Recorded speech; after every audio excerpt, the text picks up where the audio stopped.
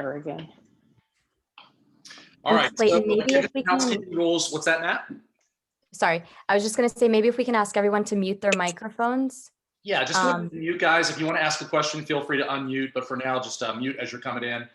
Again, if you can turn on your video so that we know that you're engaged, and if you're multitasking right now, if there's any way to stop that, so you can get as much value out of this as you possibly can. Okay, so I'm just going to ask. I'm not asking for anything in return other than your engagement. Okay, because I really want you to walk away from this with some really solid tools to help you scale your real estate business. So a little bit about me before we jump in. Again, my name is Clayton Gits. I'm going to be your host today. We're going to go for an hour. I'm going to present for about 35 minutes. Again, I'm going to go pretty fast, but then we're going to open it up for Q&A, and we can go as deep as you want to go. So I have been in the real estate business since 2005. I got into this business. Let me know, guys, if you can relate to this. I had a bad experience with a realtor, and anybody relate to that? Anybody get in this business because they had a bad experience with a real estate agent? And they're like, man, if they can do it, I know, man, like there's a need for a higher level of service in this industry. So I jumped in 2005 after selling pharmaceuticals professionally for about 4.5 years, and fell in love with the industry. Sold 28 houses my first year, just hustling. I didn't like everybody else. Like I didn't have a clue what I was doing. I got a desk, and I'll never forget, my broker said, "Go get them." And I was like, who do you want me to get? Who should I go get? He said, "You'll figure it out." And I did. And so 28 houses my first year. And then I ended up making a move to another company. And over the course of the next 12 years, grew my team to 17 agents and staff. By 2015, we were selling 265 homes a year. I was personally listing and selling 90 houses, 90 of those 265 at the peak of my business. And I'm going to tell you, for those of you that are selling by yourself 90 houses a year, that was a lot for me. And it really took over my life. And so I'm really here today with a heart to present this information to you, with the hopes that I can save you from a lot of the heartache that I experienced. I missed a lot of sports games, a lot of events for my girl. I have 2 little girls. I have a wife that is much prettier than I am. And I just missed a lot. Because I was going 7 days a week. So I out of necessity, I went to work on trying to figure out, okay, as a realtor, like they teach us how to be realtors, like how to go serve buyers and sellers, but they don't teach us how to be business owners. So today, this is about how to profitably scale your real estate business, to step out of, if you want to at some point, to step out of production and have a business that scales with or without you. Is it possible? I used to think it wasn't possible because I did it 3 times. The first time I tried to step out of production, I failed miserably. The second time, I almost made it, man, but I got sucked back in. And here I am 4 years in now. I have not sold a house in 4 years. I just got a $4 million referral this morning, which is a really big referral in our market. Average price is about $300,000, and I will not be representing this person. Personal referral from a friend, and I will not represent this person. Okay, my real estate company will sell somewhere between 600 and 650 houses this year.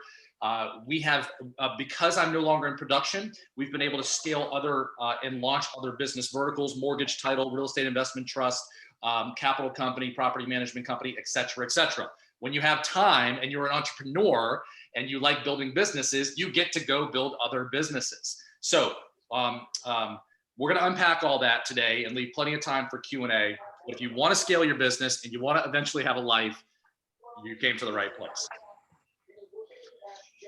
All right. And that, guys, if you want to pop questions in the chat box, please go on ahead and do that. And we will get to them as soon as we are done here. And Nat, go ahead and mute. If you can see whose mic is on there, just go ahead and mute them. Thank you, ma'am. All right, so 12 steps to building a scalable business. So what does this look like? I really wanted to start here because many of you know what this is, okay? And I don't want to spend too much time here, but For those of you that don't know, this is Robert Kiyosaki's cash flow quadrant. He talked about this in Rich Dad, Poor Dad as well. And Robert Kiyosaki's rich dad exposed him to the cash flow quadrant. And all this is it's a mindset of, okay, as real estate agents, we're so used to trading our time for money, right? So we don't get paid unless we help a buyer or a seller sell or purchase a home. The problem with that is we spend 12 months and we may sell 15 or 20 houses. Well, then when we hit the reset button, what do we have to do? We got to figure out how to do it all over again. And if we want to make more income, then we have to serve more clients the following year. And it's just rinse and repeat, rinse and repeat. I'm not saying that there's anything wrong with that per se. However, there's another methodology that Kiyosaki gets into where we can actually take that self-employed real estate business and move it over into the upper right-hand quadrant, where instead of trading our time for money, our business actually will operate and run and scale with or without us. And my friends, I'm here to tell you, Natalie knows me pretty well. If I can do it, anyone on this call can do it. I was raised by a single mama on $18,000, $19,000 a year. I was and am a hot mess. I'm good for 2 to 3 hours a day. Natalie and I, Natalie is our director of operations, and she will tell you that, Natalie, do I have a hard time staying focused? Did a little bit. But Natalie, that's why I have you. Because Natalie has no problem with staying focused. So we can actually take this real estate business and we can move it up into the right-hand business owner quadrant. Think of franchise models. When you buy a franchise, McDonald's franchise, do the people that come to work for you have to recreate the burger? No, man. Like, they come in these little like frozen patties and they stick them into this little like microwave reheatable thing. There's nothing. It's nothing to it. It's plug and play. So you can plug and play your model over time if you have the appropriate map or the appropriate vision. And that's what we're going to give you here today. So the right quadrant is where you don't have to trade your time for money. The money goes to work for you, either as a business owner or as an investor. Hope that makes sense. This little model was a game changer and continues to be a game changer for me. All of the businesses that my wife and I own, we focus on moving them into the right side, on the right side of the quadrant, or we just buy businesses and invest in businesses that are already there. There's just a better way. All right, here we go.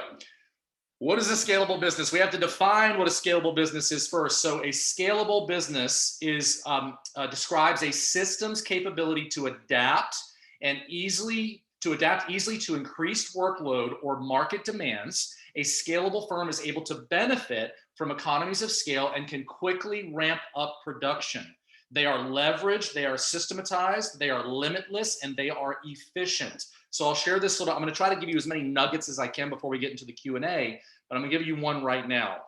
So one of the reasons why Mission Realty, our real estate company, is going to sell in excess of 600 houses this year is there are two main reasons.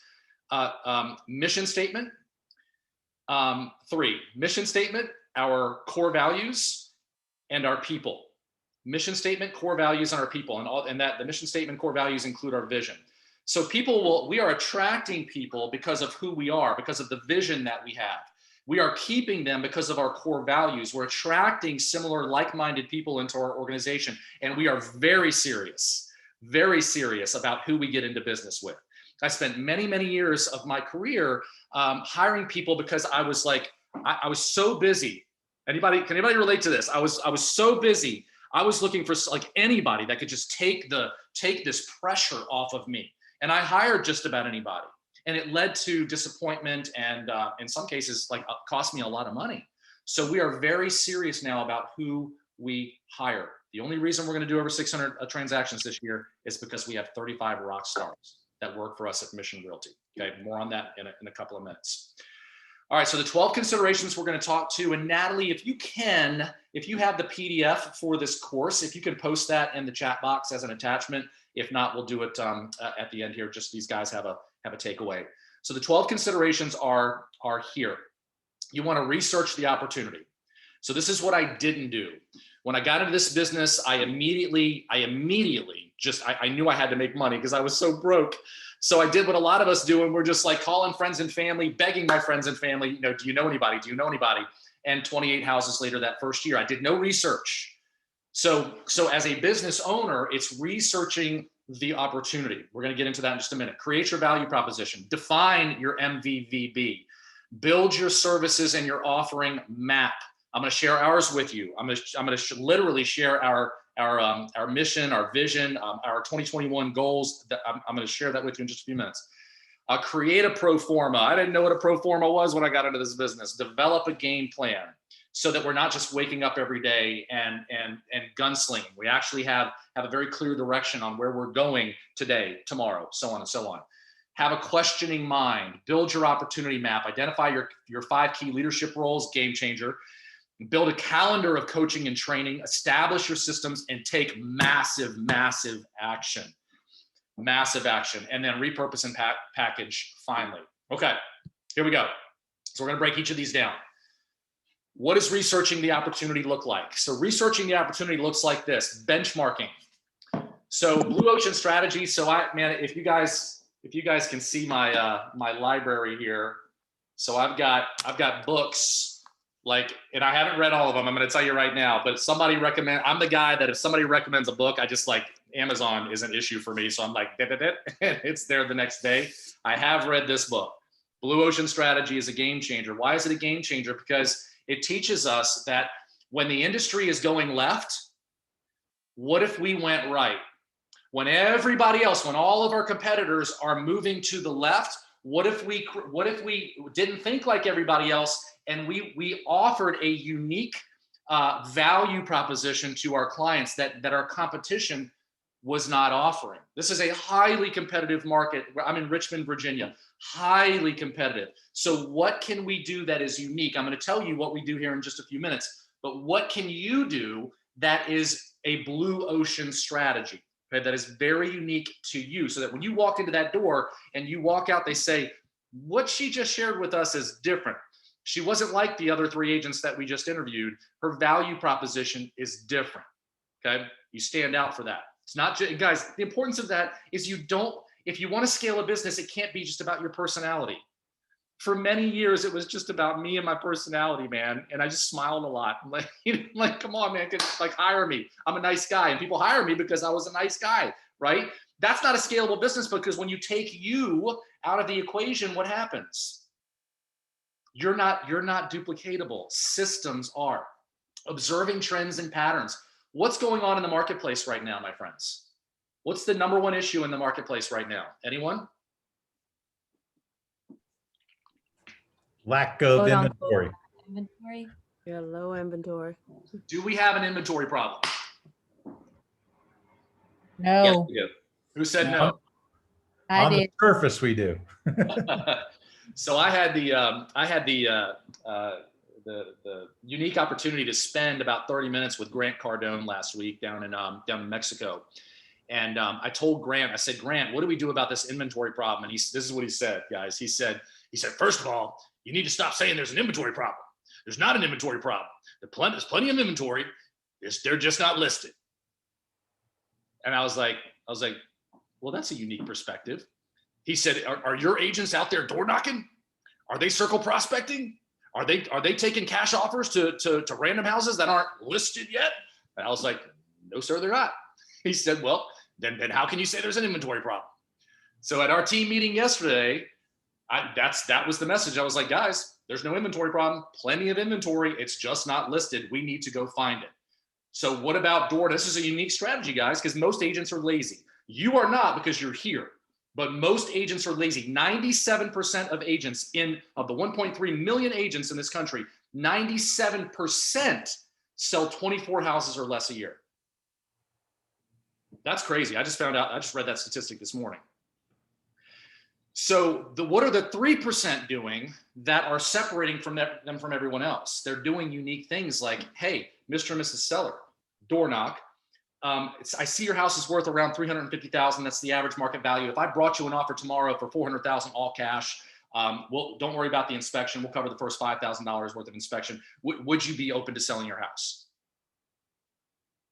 Maybe. They can say one of 2 things, right? Yes or no? Okay, so observe trends and patterns. What is the current market over? What is the current market not exploring? Is there a demand for what you envision? Is there a demand for what you envision? The point is, guys, like what if you don't know what the market is doing currently, if you don't take the time to understand what the market is doing currently, it's really hard to scale a business. So you just need to understand what's going on in your individual markets. Is there a shift coming? Anyone?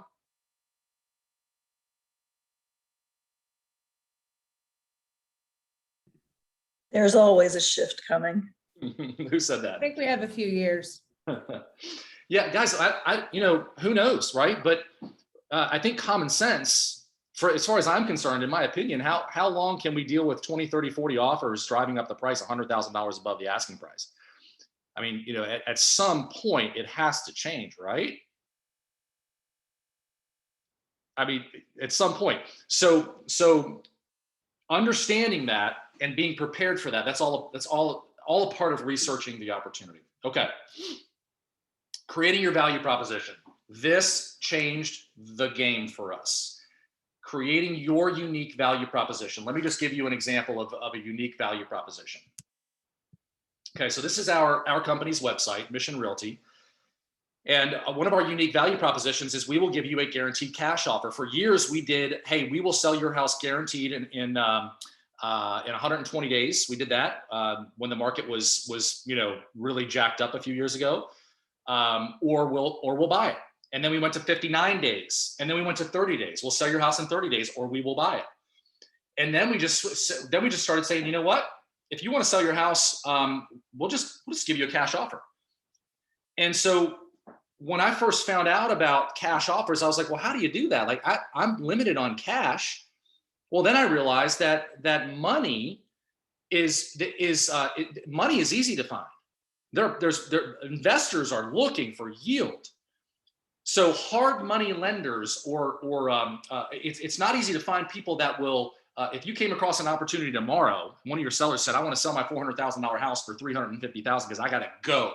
And let me tell you, friends, that happens. And it happens quite frequently. They want to hit the easy button. It's why OfferPad, Open Door, Zillow offers are killing it, because people want options. The only option we've been giving them is I'll sell your house for 3%.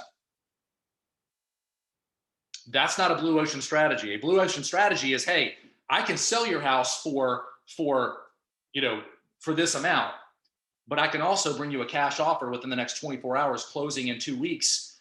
No inspections, no questions asked. Would that be something you would be interested in?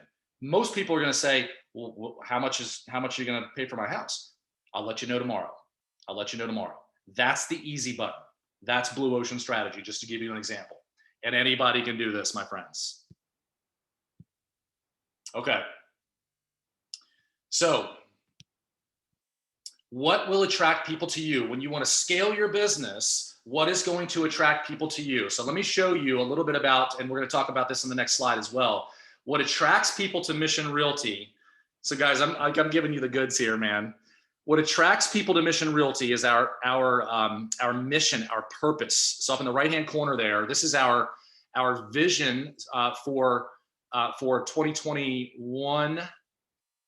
So our mission is to improve lives, families, and communities. What attracts people to Mission Realty is we teach our agent. Any of you can do this.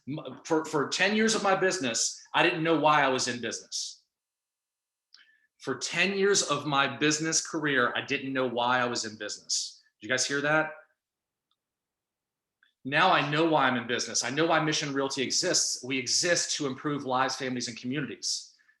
And it starts with our team, the 35 agents that have trusted us and partnered with us. So we're helping them with wealth building. We're helping them with personal development. We are launching a 75 hard group next Monday. I'm a little nervous about it, man, but we're doing it for our team and our business partners. That's right, man. So when I say improve lives, families, and communities, we mean it. So people come to work for us because they know we're serious about helping them improve their lives spiritually, physically, financially, relationally, and wealth building, right? And then core values. What are your core values? Do you have core values, man? Like if you don't have core values, guys, I didn't have them for 10 years. If you don't have core values, how do you know when you're scaling a business who you're inviting into your world, into your family, right? So when you sit down with us, and people are attracted to this, do right, do well, do good, and we love to have fun, man. We work way too much to not have fun while we're doing it. Do right, that's integrity, and own it. And again, guys, copy it, have your own. It's just got to mean something to you. This is the filter for everything that you do. When you invite people into your world and you're sifting, and if they don't make it through the do well, fanatical follow-up. When you join our team, you better be willing to pick up the phone. This is a freaking contact sport, man. You better be willing to pick up the phone, or just like, let's just cut this interview short, time out right now. You look like a nice person, but it's not going to be a good fit for you here if you're afraid of the phone. Does that make sense? That is a core value for us. Positive attitude. If you show up in my office on that first interview, and we've had this happen, man, and you're like, you just suck the energy out of the room, time out. You're not going to be a good fit here. We just don't waste our time with those people. I don't want to show up in my office and have that negative energy infect everybody else in the office. All of us have been there, and I won't have it.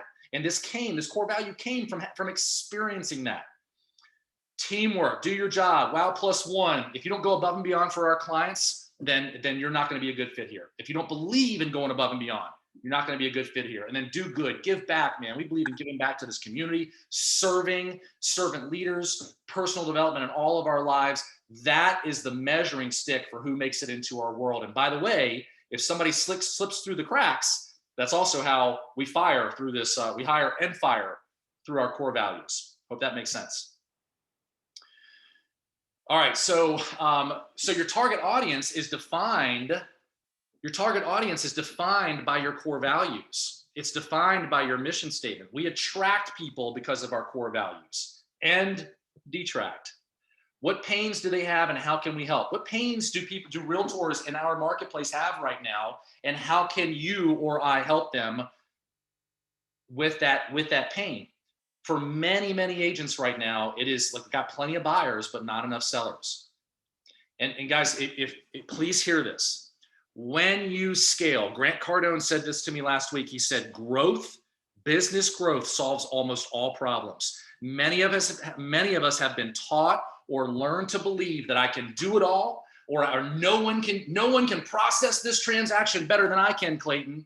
No one can work with my buyers better than I can, Clayton. No one can represent my sellers better than I can, Clayton. What if someone refers me a piece of business? My best friend refers me their mom. How am I supposed to not work with them?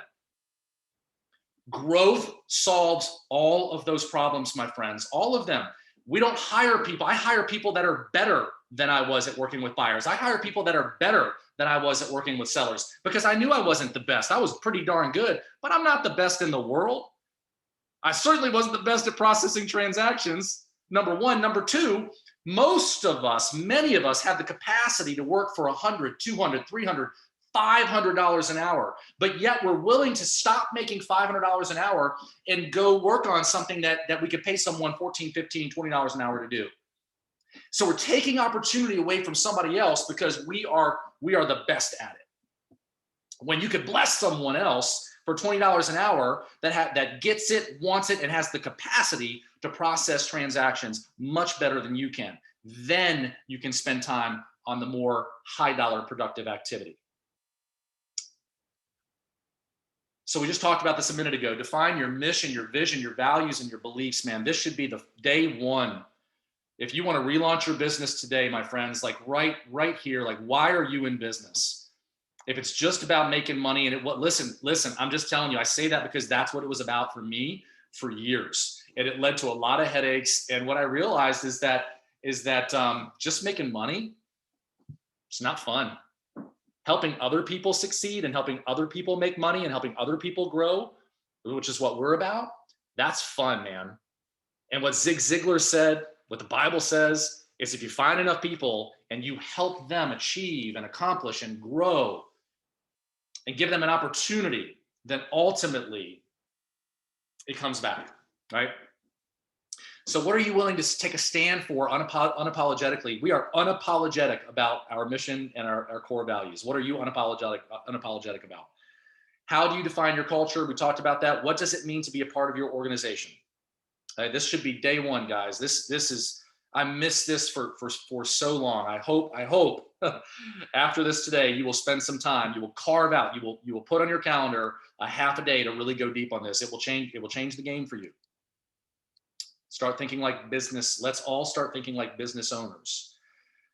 Okay, what does building your services or your offering map look like? So what services do you provide that can speak to agents' needs? Write it down. Write it down. It's one thing to provide, guys, anybody can provide leads. Any one of us can provide leads to agents. Lead generation is easy. Lead conversion is the challenge. So what I don't want you guys to think is, as we're going through this, man, they're like the systems and the documentation and building this or building that, or the accountability and the training as I grow. Like, I don't want to have a team because I don't want to be responsible. I don't manage anybody. I did, but it wasn't my unique talent. Guys, I didn't write the operations manual for our business. The operations manual for our business didn't get written until I hired the right person that had that unique talent. I don't have it. I'm not going to write an ops manual. It's just not in me. It's like fingernails on a chalkboard. So other people will build out these tools and systems so that you can continue to stay in your lane, your 4 or 5 or your 100, $400, $500 an hour lane. Now, will you have to step out of that lane periodically while you're surrounding yourself with talent? The answer is of course. Of course. And it's not going to be fun. It's not all fun. No one said that building business is fun all the time. Success is actually kind of boring because it's doing the right things over and over and over and over and over again. So what additional opportunities or value items exist beyond the traditional models? So let me share this with you guys. When we built our offering map for our agents that joined our team a couple of years ago, one of the opportunities that we came up with was allowing our agents to find investment opportunities. Because when you have 35 agents and they all have an opportunity to go out there and find investment deals and bring it back to us, and if we think it's something that's worth investing in, then we will fund the deal, either myself or one of our investors. Again, money is easy to find. Check this out, guys. It's a game changer. So our agents, we not only pay them, we buy the house, we pay them a commission on the purchase, the agent that found the deal. When we flip it, we let that agent sell the property. We pay them a commission on the sale, okay? And they GC the entire project. So we teach and train our agents. I don't. We teach and train our agents to how to GC, how to oversee a flip. And then when that flip is ready to sell, once it sells, we give them 33% of the profit. So if it's a $100,000 profit, our agent makes $33,000. Guys, that is a unique opportunity for agents in our marketplace. $33,000 check, and they can do it as many times as they want to. So what are you doing that is different if you are interested in scaling your business or want to scale your business? What are you doing that's different from everyone else? And again, we can go deeper on any of this when we wrap up here. All right, create a pro forma. So again, guys, like this is like, I see the word pro forma and it gives me anxiety. Like I'm not a numbers person. I am a straight up visionary. For those of you that can relate, I used to like working with my buyer and seller clients. That's not my shtick anymore. Now I just like building businesses. But numbers like make my head hurt. So I had to find somebody that would dumb it down for me enough to like, okay, what's our profit? Where are we trending? Just the basic numbers. Let me show you what we use. We keep it really simple, man. We use QuickBooks and we use a program called CTE. I think we pay, I don't know, $30 or $40 a month for this. So this is the CEO dashboard. So this is what I look at this. So, and by the way, guys, this is super simple. You enter in your transactions. If you're not using it, you enter in your transactions and it inputs all this additional data into all of these other spreadsheets for you. So you can see that we have 45 coming soon listings. We have 85 pended for the year. We have 120 closed for the year. It tells you the commission income on that, total income, gross profit, 15-day cash flow, GCI, net. So I know in the next 60 days, the company is going to make $654,000, but the net after all expenses is right there. So I need these numbers as a business owner. So if you want to scale, just have it just keep it simple, man. So this is a really basic system that we've used for years, and I love it. So this and QuickBooks pretty much run everything for us. Okay. Let me pause there for just 1 second because I'm throwing a lot. Any questions at the halfway point here? Anything at all?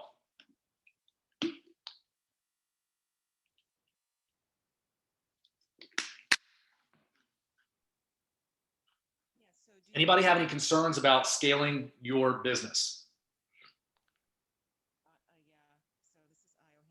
Hey, Clayton. Yeah.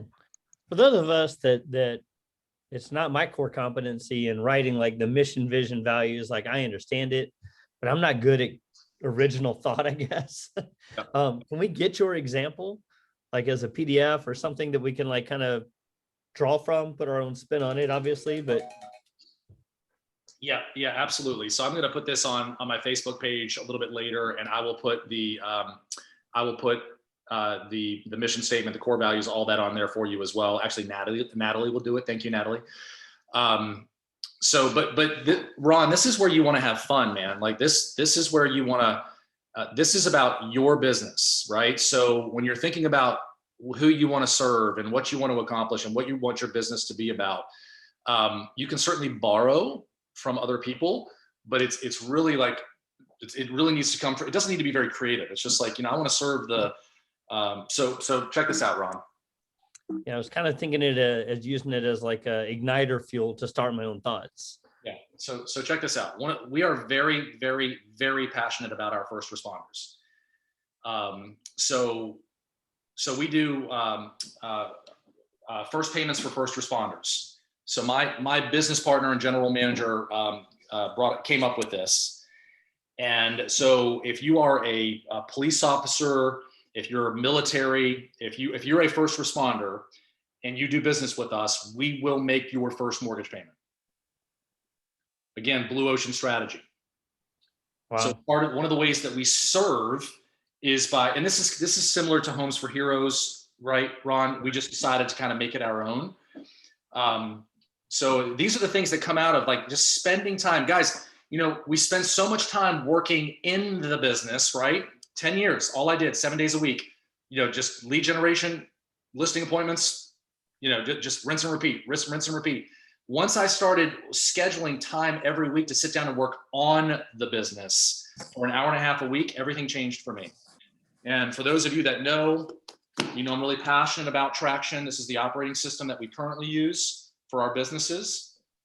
It's an entrepreneurial operating system, and this literally breaks down everything that we do to run the 6 businesses that we own today, including how to set up with examples, a mission statement, core values, vision, all of that. So don't tell me like you don't like to read, because neither do I. I don't mind reading. It's trying to put it all together and make it make sense. Yeah, that's why you just break it down into bite-sized pieces, man. This is once a week for an hour and a half. So issues once a week, not every day. They go on the board, and once a week we solve those issues. Clayton, we have someone who put their hand up. Doretha. Yes, Doretha. Hey, Clayton, you said that you can tell in the interview process if that person is a fit for your company. I know you said you made some mistakes in the beginning. How have you been able to narrow that down where at the interview process that this is not going to work? Yeah, so let me share this, guys. So we actually use a company called WiseHire. And this was built for real estate agents, okay? So Doretha, to answer your question, the first thing that we do in our interview process is we're going to send them, my wife's been messing around here. Anyway, we're going to send them a personality assessment. So if we're hiring for a buyer's, mainly a buyer's agent, our agents can work with buyers or sellers, but if it's mainly for one of our buyer agent positions, then we know that we want to hire an IS personality. Okay, so we're going to personality assess them, number one. So when they come, by the time and the first interview is always over Zoom. The second interview, if they make it to that, is in person, because I want to see them, right? But I also want to hear them.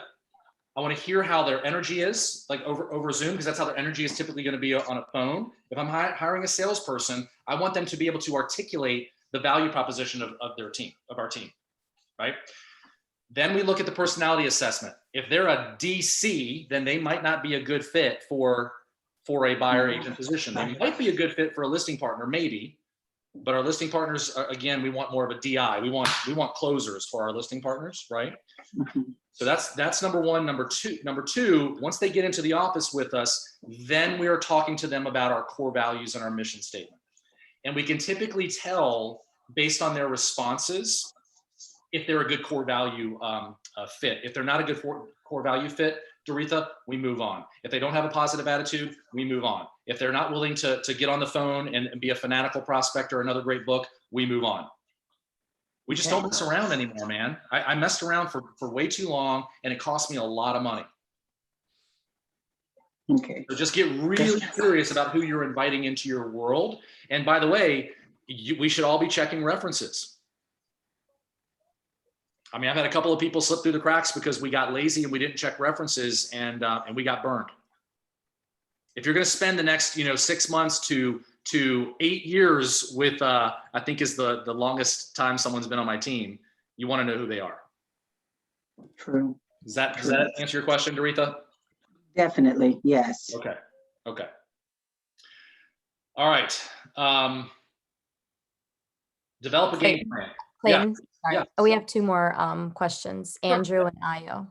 Yep. Andrew was first. Let's take two more and then we'll wrap it up, and then we'll open it back up. Go ahead, Andrew. Hey, thank you, ma'am.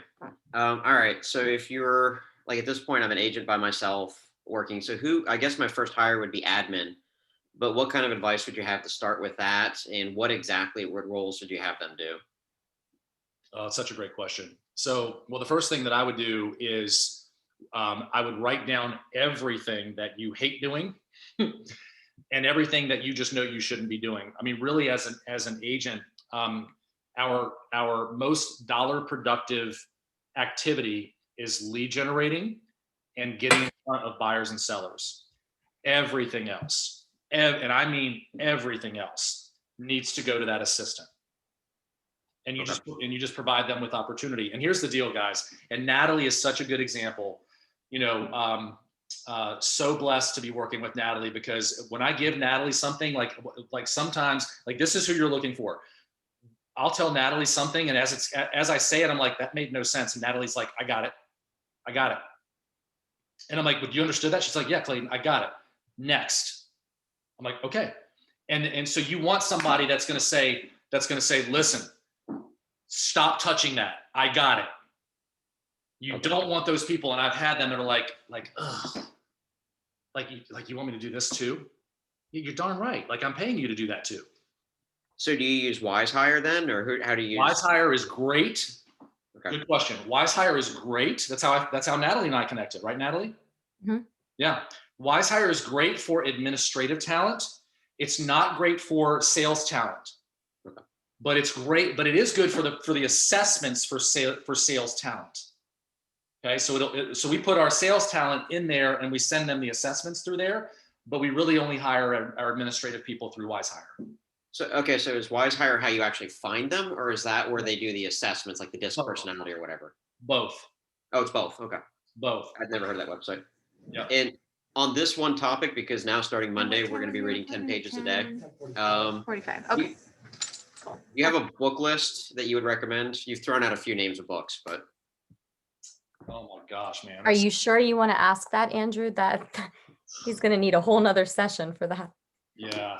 Just on this one narrow topic. So. Hey, Clayton, Yeah. for our team, we just actually started a reading list and uploaded it as a shareable file on the Facebook page. We could do that on the Level Up page as well. Just start a document that everyone can add to, because I mean, you have a fantastic library, but I'm sure there's other people in the group too that have really great recommendations. Yeah, I think that's a great idea. Can you just get with Natalie on that, and Mhm. Andrew, we'll upload that to the Facebook group. And I'm looking at I mean, traction and rocket fuel. I mean, that's how we built our businesses. You know, So traction, rocket fuel. What about blue ocean strategy? I mean, again, like when you're talking marketing and strategy for your business, I mean, absolutely, man. But I would start with traction, because that's going to help you establish your vision, your core values, the daily rhythm of your business. If the people that get serious about traction, so Andrew, I've been networking with a guy who's 36 years old. His real estate company served 2,000 families last year. He hasn't sold a house in years. In fact, he doesn't even live in the same market as his real estate company. He owns and operates a $1.3 billion capital company. He's 36 years old, and he ran his entire business on all of his businesses on traction before he rewrote the book. And now that's what we're kind of moving towards, is okay, when you get to 100 million plus in production, there's another level, and that's what he's doing now. But right now, you just need this. Well, hopefully I'll hit you up for that other book soon. Absolutely, man. Once you have the roadmap, you know, like once you stop hanging out with people that are telling you how to be a realtor, and you start spending time with people that are telling you how to be a business owner, your business goes from here to here. Okay, because you can only scale to a certain level. I could only scale. My max was 90 houses a year. It about killed me. I got cancer twice. So you don't have to get cancer to figure this thing out. And you don't have to work 7 days a week. You just have to find people. You just have to find people, and you have to have a compelling vision and a strategy to attract the right kinds of people into your world. Natalie, I think, because she's told me, she's next level talent, man. And she could go find another job. She stays, Natalie, correct me if I'm wrong, because of the vision that we have for the future. Absolutely. Like Natalie's time with me is actually pretty limited, because Natalie, because she's such talent, she's gonna be running our companies at some point. Like that's the vision we have, because she's talent. When you surround yourself with talent, they push you. Otherwise, if you don't grow, guess what they're gonna do? Peace out. And that's the beauty of these relationships. If you're committed. Compensation model to use for admin, if you don't mind me asking? Christian, just 1 second. Clayton, I just want to be fair, because one, I don't want you to run out of time. Two, we have two hands that have been raised for a while. Let me do this, guys. Let me do this. Let me just finish this up in a couple of minutes here, and then we'll finish it up with Q&A, okay? Okay, and Io and Troy and Christian, I have your names written down, so you guys will be the first to go. All right, so the game plan, guys, it's just getting really, really specific and strategic. And again, it's what I love about this book, is it literally lays it all out for you. Just getting very strategic about what you're doing each and every day. Let me share this with you. Hang tight. So one of the things that took me years and years to figure, I just figured this out recently, guys, is bookending your day.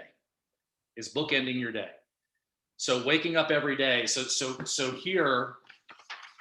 My journal has my vision board, okay? And my vision board, like I stopped thinking small many years ago. You know, again, man, raised by a single mom. My mom was kidnapped in this country when she was 7 years old. She raised three of us on $19,000 a year. If I can do it, anybody can do it. We just think too small. Grant Cardone also shared that with me last week. So on my vision board, when I open up my journal, I have a $10 billion capital company, okay, right there. I have personal chef for our family. We don't have that today, but we will, because it's on the vision board. You know, it's what's your Disney, right? And so I start my day reminding myself of where we're going. $5 million a year going into our nonprofit, right? And then you break it down into bite-sized pieces. What do I need today? Guys, this is a game changer. What do I need to do today to stay on track for my quarterly goal? What do I need to do today to hit my quarterly goal in this specific area? It could be physical, could be spiritual, could be for my business. What do I need to do today to keep me on track for my quarterly goal? What do I need to do this quarter to keep me on track for my yearly goal? What do I need to do this year to keep me on track for my 3, 5, and 10-year goals? And then at the end of the day, before I go to bed, you write down, okay, what did I learn today? Did I accomplish what I needed to accomplish? You bookend your day. So you know before you start your day what you need to do, and you finish up by reminding yourself what you accomplished. Hope that makes sense. Like this big game changer. All right, so how are you going to acquire new talent? How will you retain existing agents? You retain existing agents. You acquire new talent, and you retain existing agents by having a big vision and sticking to your core values, guys. Agents will come to us for leads, but they stay with us for our vision. Our vision is just bigger than our vision is so big. So we want to serve 10,000 families a year 10 years from now. Our vision is so, just in our real estate company, it's so big that it can encompass all of these other big visions. I have agents on my team that have massive visions, but we just have to stay ahead of them. And it's fun, man, because everybody's growing together. Okay. Having a questioning mind, consider every angle, ask what, guys, this is just, again, it's spending time on your business, working on your business once a week, instead of 7 days a week in your business. Thinking about what could go wrong. What have I not thought about yet? And again, as you develop your leadership team, they're going to be asking these questions on a weekly basis. It can't be and shouldn't be all you all the time. And then the KISS principle, it's not keep it simple, stupid. It's what do I need to keep doing? Or excuse me, what do I need to keep? What systems, what tools, what processes? What do I need to be more intentional about today? This is a big one. What do I need to stop doing today to get out of my own way? You know, some of us need to stop working with buyer clients. We're like holding on to those buyer clients, and you can't scale unless you offload those buyer clients to your sales partners as you begin to scale. I got my life back when I stopped working with I loved working with my buyer clients. I did not like working with my seller clients, guys. And I did it for 5 years. That's all I did for 5 years. Hated it. Hated it. Why hasn't my house sold yet? Wait, your commission is what? What? Can you do it for 1%? I hated it. Loved my buyers, but I knew to scale my business, I had to get away from my buyers. And then eventually I had to get away from my sellers. It's just a natural progression. And then lastly, what do you need to start doing today? What do you need to start doing today? Okay. I think that's just a couple more. Okay. Is your world big enough? So just, again, guys, are we thinking big enough? You know, just stop thinking like, you know, this is my little business and I'm just going to spend the next, 10, 15, 20 years doing what I'm doing. Like, please stop. Just please stop. Like, let today be the day where you're like, you know what? Maybe there's a better way to do this thing. Maybe I don't have to be the only guy or the only girl that is doing everything. I can actually build a business. 97% of agents in the States, 97% of 1.4 million agents sell 24 houses or less. What are the 3% doing differently? By the way, that have 24 hours in a day. I have 24 hours in a day. Christian has 24 hours in a day. We all have the same amount of time in a day. It's how are we using that time? The 3% is just using the time a little bit differently. A little bit, not a lot, a little bit differently. What does the company look like? Your company, 1 year, 3 year, 5 years, etc. What growth milestones will trigger? We talked about this. Okay. And then lastly, I mean, this is why core values and having a clear vision for your business are so important.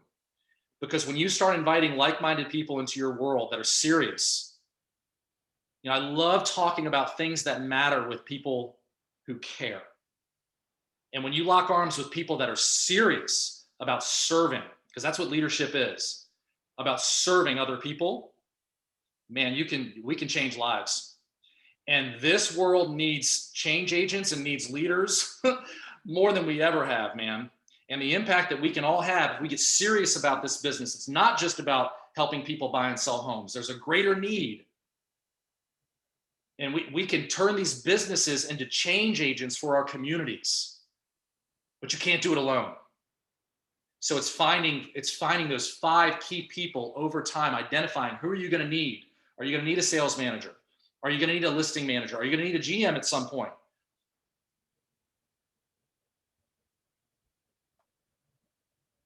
All right, we're gonna actually pause there, and because I want to leave time for questions. Nat, going ahead. Who's up? All right, so let's start with Io, and then Troy, and then Christian. Okay, Io. Hey, so this has been so timely because I'm Io, I can't hear you. I'm so sorry. Can you hear me? How about now? Can you turn up the volume a little bit more? Or maybe just get closer to your phone, Io. I'm going to talk like this, so I'm going to turn my video off so you don't see it. Yeah, turn your video off and put it up to your ear. Okay, can you hear me now? I can make it work. Go ahead.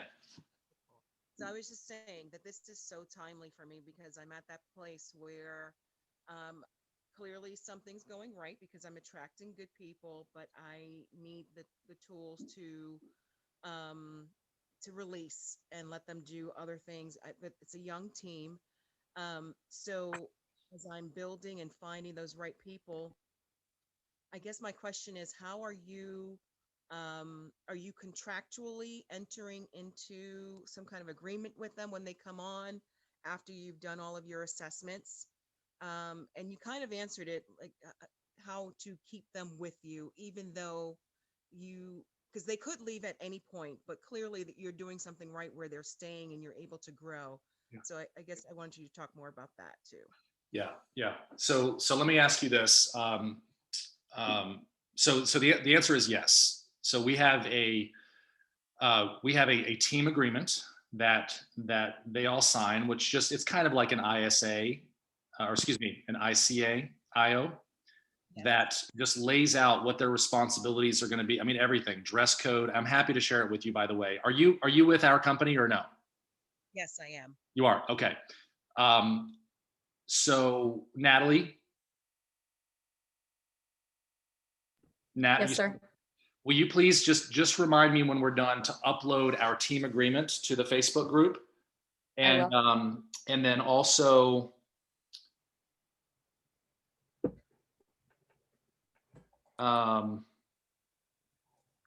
yeah, team agreement, and let's copy, let's ATM IO at tag her and message her. I hope she's part of the group, but tag her and message her in that.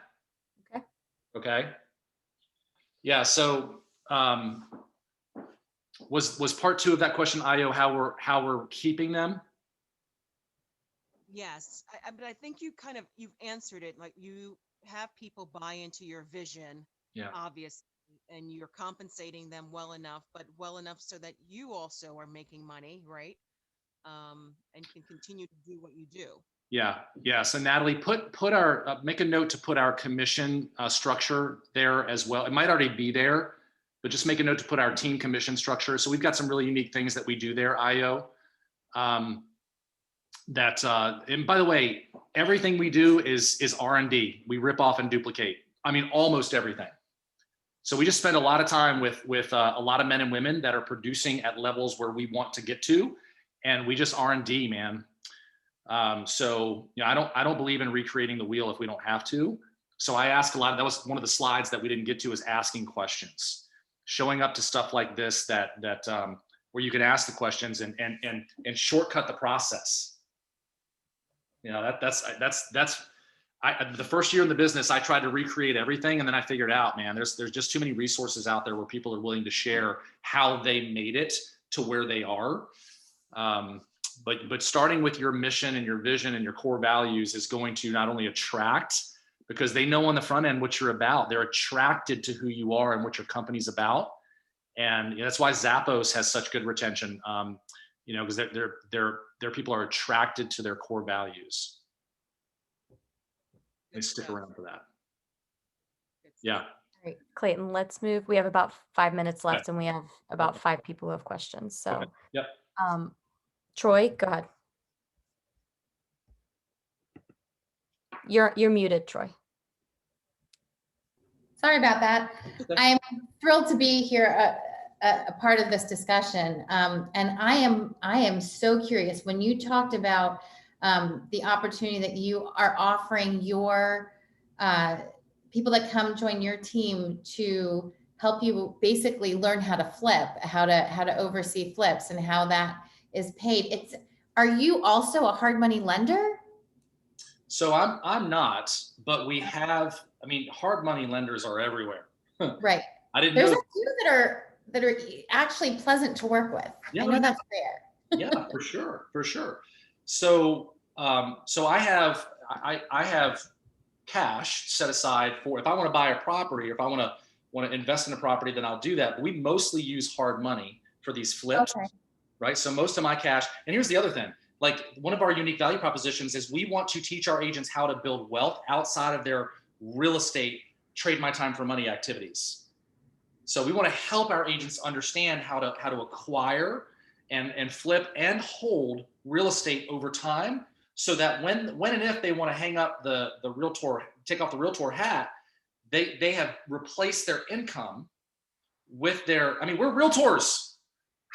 We should be investing in brick and mortar. Yeah. Right? No, I get it. I think that's amazing. I actually work with investors. So I am learning because that's who I am helping buy houses, and that's where my listings are coming from. Love it. Love it. Love it.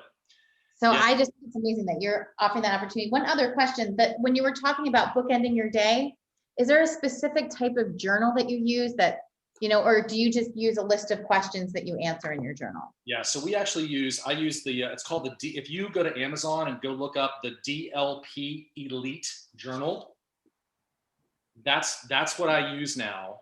And it was created by this 36-year-old, $1.3 billion capital company guy. Okay. I love it. Yeah. All right, I think Matt had a question next. Oh, sorry, Christian. Wait, Christian, you go. And then All right, Matt. thanks. Clayton, I always appreciate you just being open and sharing your playbook here. My question is going back to the admin, hiring an admin, what's your compensation structure on that? And when you say like, Natalie's your operations manager, is that essentially the same role? So she's my director of operations for one of our business lines. And Christian, the answer is it depends. So Natalie is salary, and Natalie, we pay healthcare too, right? Contribute to it, yes. Yeah. So talent is going to require a little bit more. Like good transaction coordinators in this market they're not cheap. But virtual transaction coordinators, if you're doing somewhere between 20, 30, 40 deals a year, a virtual TC is not a bad start, because you can find them for $250, $300 a transaction, and that way you're not having to pay a big salary you're paying when you're closing deals. So we have a guy in our group, Christian, that virtual transaction coordination literally changed his life. He went from 20 deals a year 2 years ago to 80 deals a year to over 100 deals he's on pace to do this year, because he took all that TC work off of his plate. Nice. Yeah, I just hired a TC, virtual TC, which has been helpful, but I've got all sorts of other kind of admin stuff that I need to take care of, and I need to stop doing so. Well, so in Christian, so my wife and I just had this conversation, like you get to a point as you scale where you're like, why am I doing this? Like, why are we doing laundry? I mean, I'm telling you, it's like, why are we cooking our own meals? Like it sounds crazy, but you start to think about ways you can leverage your life. Why am I driving an hour away to have my car serviced? I'm going to have somebody come to my house, pick up my car, take it to be serviced. Like, you just start leveraging your time more wisely because you realize how precious it is. So everything that you should not be doing, Christian, you shouldn't be, you should try to offload that. Yep, I've started my list. Appreciate it. Awesome, man. All right, I think Matt can go next. First off, I have that same journal, Clayton. I just got it. John shared that with me. my question kind of led off of Christian's is relating to virtual assistants. And I think they talk a lot about that in 5-Hour Workweek. Yeah. They talk about like automating a lot of the things that you do. Have you used virtual assistants? I know obviously you have other assistants that you work with, but have you used virtual assistants, maybe somebody overseas for little tasks or other things of that nature as well? So a very limited basis. They work really well for some people. For whatever reason, I just prefer to have my people local, but they work. There's a reason that the VA world is just exploding, because you find the right person, and fortunately, I think I'd interviewed about 4 of them, and then Natalie just kind of, Natalie's resume popped up, and I was like, "What? Who is this girl? She speaks 4 languages? Like what?" But virtual's fine.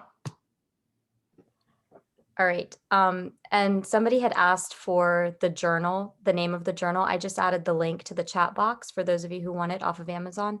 And Clayton, Mike Boone has the last question. Yeah, Mike. Yeah, just real quick on that comment. I have 2 virtual assistants, so if you ever want to talk to me, feel free to. So my question, Clayton, is at a higher, like getting out of production level, when you were doing that, what was your biggest challenge? Because I heard Jeff Cook say that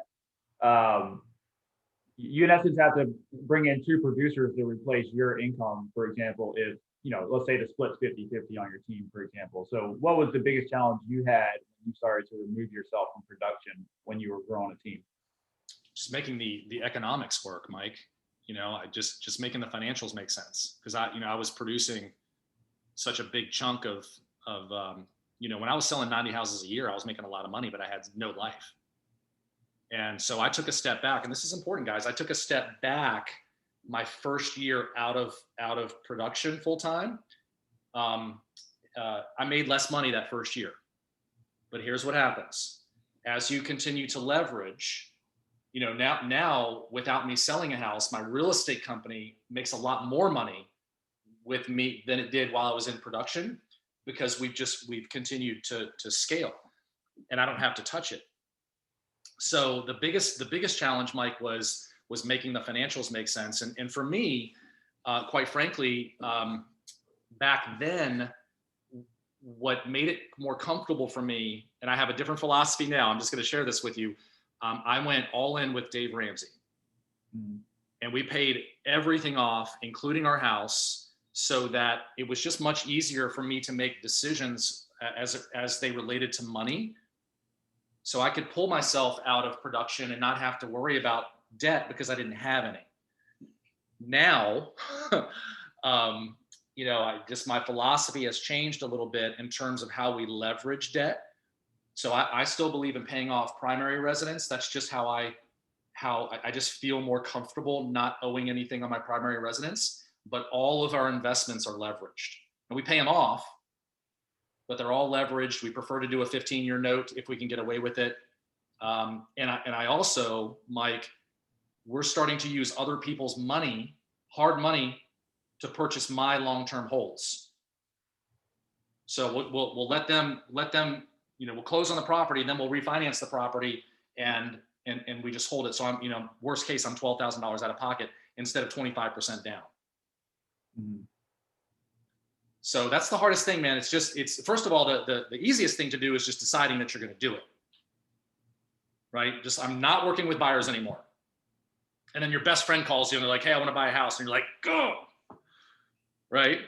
Right. Yeah. But I just learned to say no. Like I just committed, and I was like, I'm not going out on a Saturday and Sunday and showing houses anymore. Yeah. Yeah. I'm at least there. So yeah, compound effect. So we're getting there. Compound effect. That's right. Baby steps. Yeah. But it's having the big vision, right? So 3 years from now, I want to be where? Mm-hmm. And it's not again, whatever you want to do is fine. But if growth solves so many problems. So if you're doing 20 houses a year this year, it's figuring out how to, by the way, whether you're on a team or not, because I know I've got some team agents on this call, it's how do you figure out how to go from 20 to 100? What would it need to look like to go to do 100 transactions a year? What resources and people would you need to have in your world to be able to get there and have a life? Then what's next? It's just literally thinking bigger and deciding I'm going. It's all I did. Spent a lot of time with people that are you guys are familiar with the with General Sherman, the tree? You guys know what a sequoia tree is?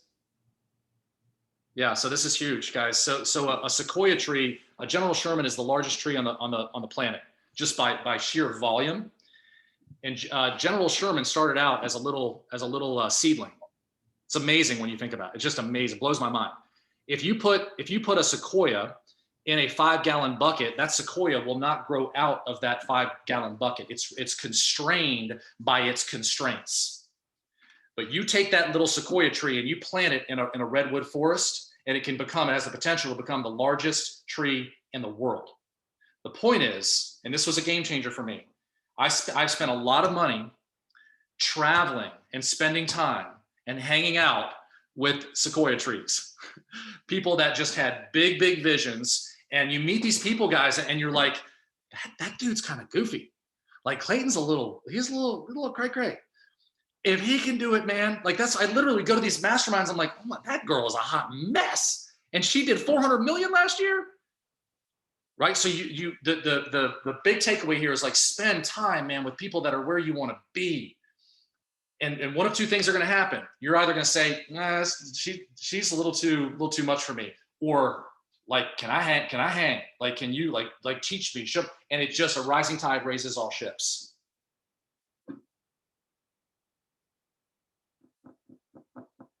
Okay. Anybody else? We're 8 minutes over, and I gotta boogie here. Any last questions?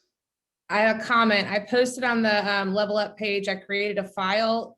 Anyone can edit it, so it's open to edit if you're on the Level Up Experts Facebook page.